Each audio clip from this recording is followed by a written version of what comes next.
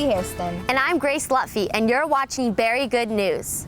For our first story, we strolled down the block to look at one of the most popular places to grab a tasty treat. Here we are at Cream, the ice cream shop that never stops. Today we're going to find out what makes this frozen treat so sweet. Cream is a package of funness, wholesomeness, goodness, and affordability.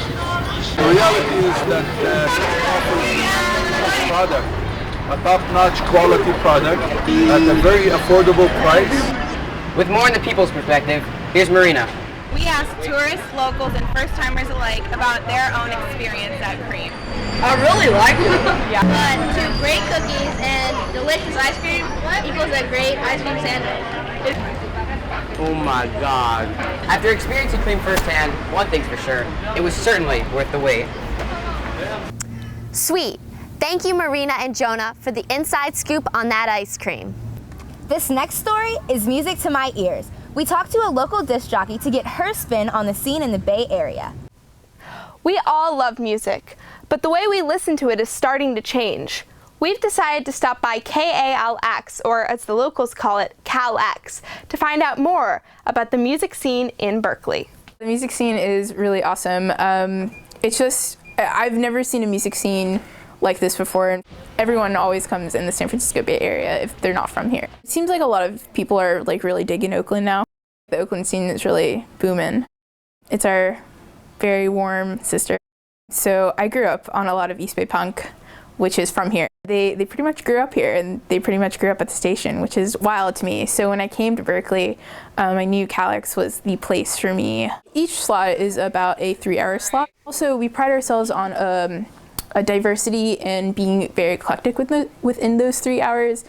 So for example, like my show usually consists of like a lot of garage, punk, surf, funk, hip hop. A lot of people here do like tons of interviews. I mean, you know, going back until like late 80s, we've had Green Day, you know, getting their start here.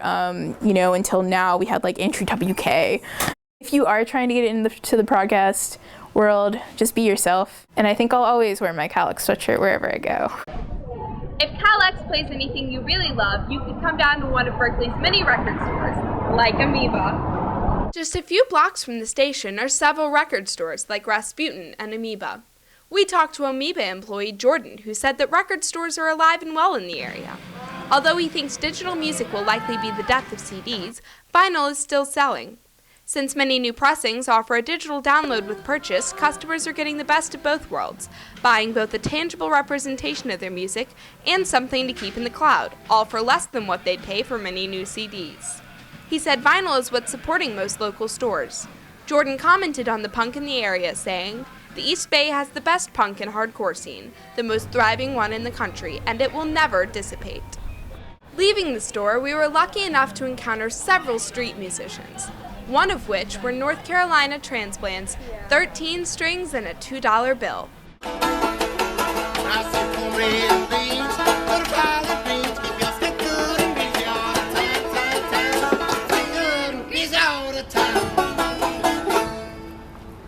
Thank you, Blaze. That was one groovy story. All over the city of Berkeley, California, street vendors are a very popular part of the local industry and culture. Let's go to Isabel with the details. So I'm here right now on campus at the University of California, Berkeley. And even though it's really peaceful and quiet here, just 2 blocks down there's so much activity, including some street vendors like the Henna Lady, which is a really big favorite here. And we're actually about to go check her out. There's so many events taking place along Telegraph and Durant Avenue, so Isabel went on the streets of Berkeley to see if anything catches her eyes, and she met up with the Henna Lady. She continues explaining the background of henna, and after finishing, she recommended Isabel to dab sugar and lemon juice on her hand to let it sit better and last longer. This is Isabel. Back to you guys. Thank you, Isabel, for that henna cool story. There's something fishy about our next story. Emma Hinkle and Max Minnemeyer are in San Fran to tell us more. Thanks, guys. We're here at Fisherman's Wharf, San Francisco's #1 tourist attraction. Let's check it out.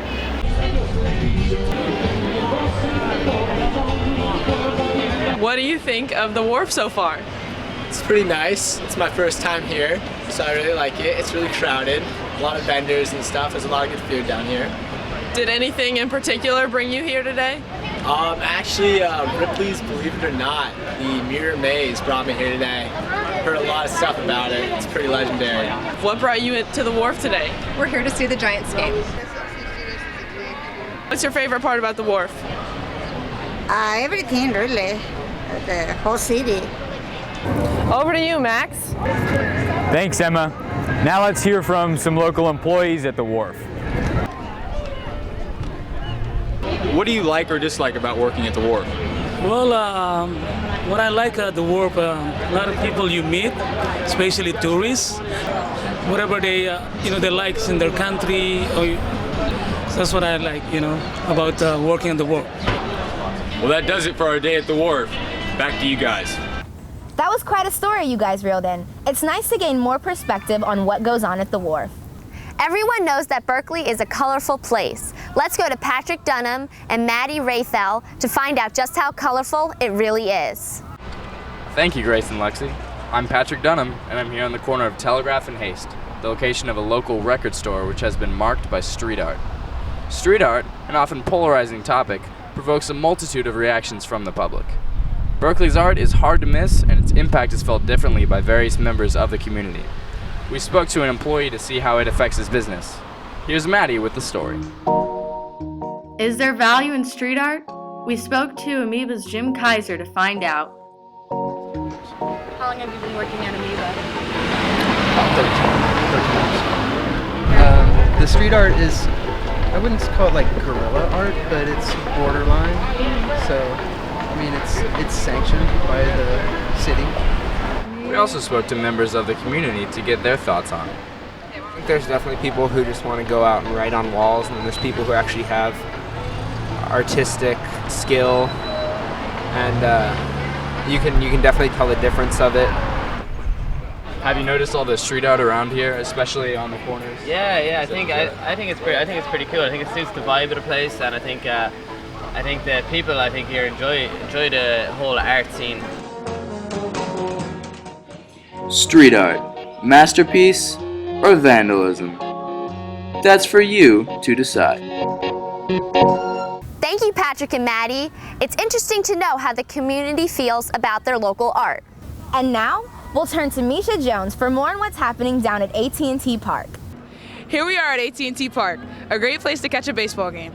Baseball, invented in 1875, is one of America's favorite pastimes.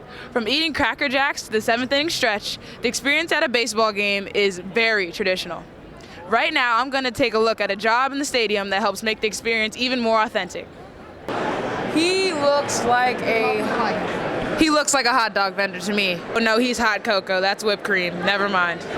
Misha 0, hot dog vendors 1. Get your peanuts here. Get your Cracker Jacks and sunflower seeds. We haven't yet found a hot dog vendor, but we found just about every other food vendor and drink vendor. I have faith that we will find one that I see. I see a hot dog vendor. He's right there. He's right there. Oh God, I get off. Hot dogs. Get your hot dogs. Okay. Hot dogs. Who wants a hot dog? Well, we found one, and he just got here. At the beginning of the season, but it's all good. It was a great trip, a great adventure, and well, I got my hot dog and I got my dinner, so I'm good. Back to you guys. Thank you, Misha. You hit that one out of the park. Well, that's going to do it for today. Thanks for watching Very Good News. Here's a story of 16 students who flew to SLC from around the world. And that's the way they became the Beary Bunch.